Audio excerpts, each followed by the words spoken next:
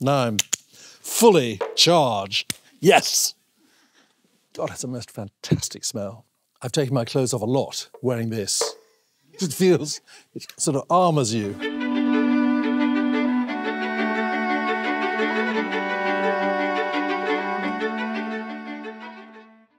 Hi, I'm Richard E. Grant. I'm a 67-year-old actor, writer, and part-time perfumer.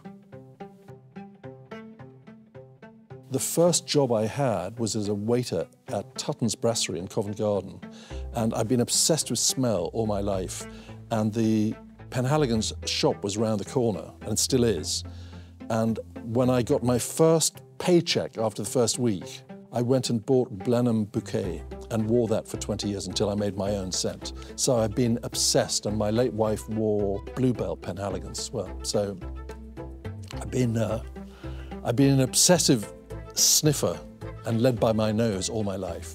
Blenheim Bouquet has such a distinct, all the citrus notes just jumped out at me. So, and I was also then rented a bedsit on Blenheim Crescent in Notting Hill Gate for 2 years, and my mother-in-law lived in Blenheim Place in Aberdeen, where my wife grew up. So Blenheim was a word that has sort of been like a talisman through my life.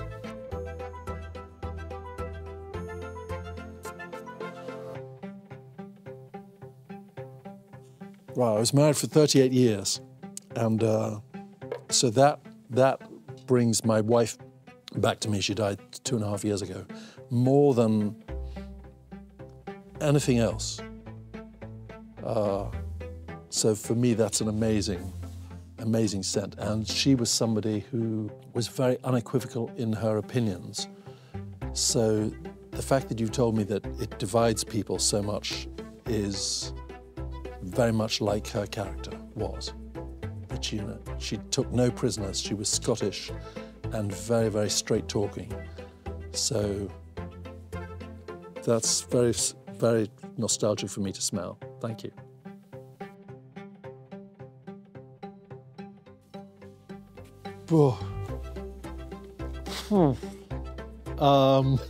It's probably my favourite food. Is it cheesecake? Jesus, I love these. Now it doesn't smell bad because I can see. I know nothing. What I love about scent is that it is this invisible thing that seduces or affects people without you having to say anything at all.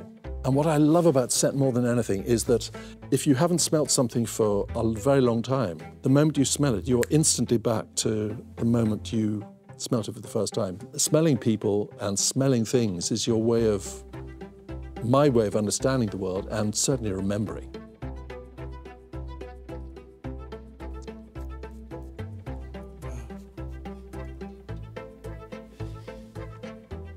Lily of the Valley seems to me quintessentially English, clean, beautiful scent. It's absolutely beautiful. My wife wore it before she wore Bluebell, so I feel very nostalgic smelling that.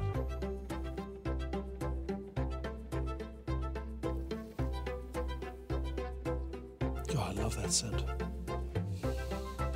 Is it tobacco leaf? No. Tea! You see, here's the mystery.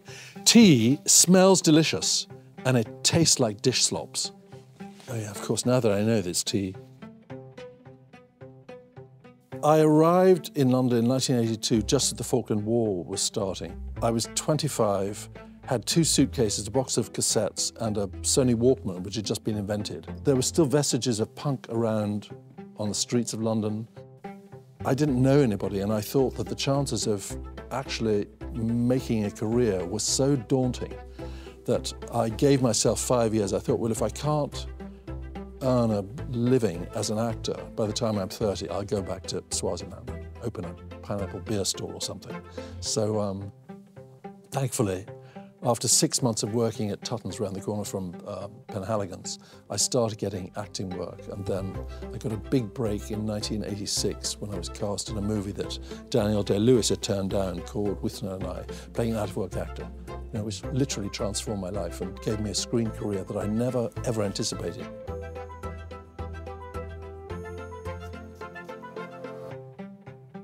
Wow. Beautiful. I'm sure you'll sell piles of this. Oh yeah. Wow, that's really good. Dan is here, baby.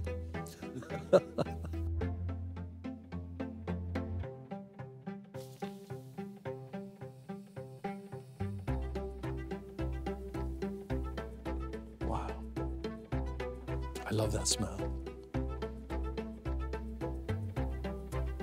It smells to me like lamb's lettuce, and it's obviously not. Sweet peas! I grew up with these in Southeast Africa, and the smell of them when you've got 30-degree heat on them is... Wow, that is beautiful. When I was 12, came to London again in 1969 and came out of Piccadilly Circus Tube Station, and the whole Eros fountain and steps were covered in hippies, and the smell of patchouli oil plus petrol, that combination was, I thought, was as sexy as you could get when I was 12. And there were people with see-through clothes, which I'd never seen before. So all of that absolutely fixed in my mind. It's part of my erotic memory associated with smell.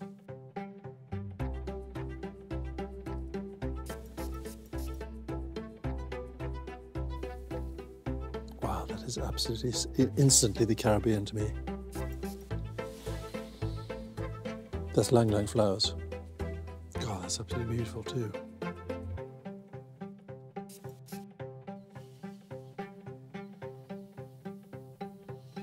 Wow.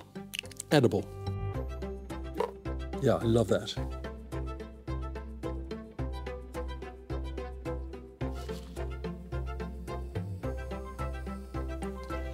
Mint, as I live and breathe. I have to have got that right. Huh? Hallelujah! Finally! God, it's so good.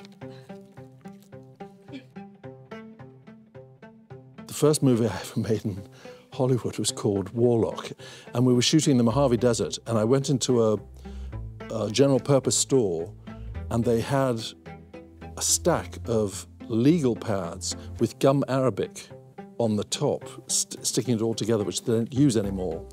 And this was exactly the smell of the books that I had when I started school in 1963, and I'd never smelt that since. I bought all of them. And this woman said, "Why buy all that?" And I said, "No, you don't understand. I have to have this." So I still got them, because the moment you smell that, I feel like I'm 6 years old again.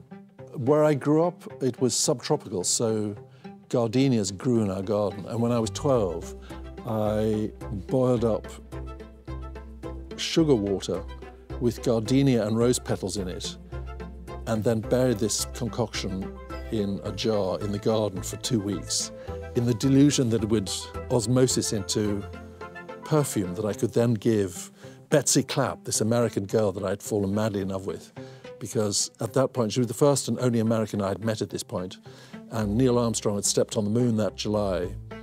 All my hormones had started, jumping around like jelly beans. But of course, when I opened the bottle, the jar, it was a stink bomb. So it then took me another 4 decades to actually make my own perfume. Wow, that's an amazing scent. And perfect that you've got it with an elephant, because they can smell across 2 football fields.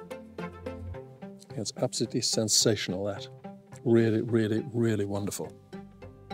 Wow. Well, I like this story. It's called Mr. Thompson. Oh, it's absolutely amazing. Beautiful scent.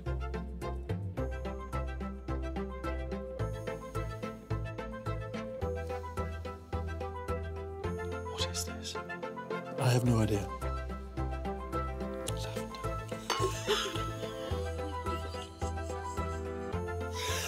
Hopeless.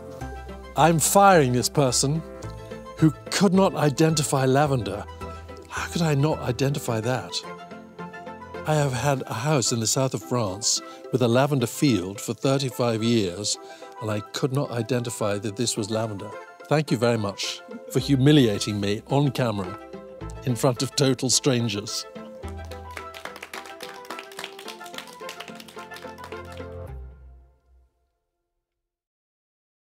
A woman came up to me in Waitrose, very old, even older than I am. She's pushing her trolley and she's tiny, and I thought, because I'm tall, that she was going to ask me to reach for some washing powder on the top shelf. And she said, are you Richard E. Grant? And I said, yes. She said, yes, I don't like you. And off she f***ed. So, you know, you never know.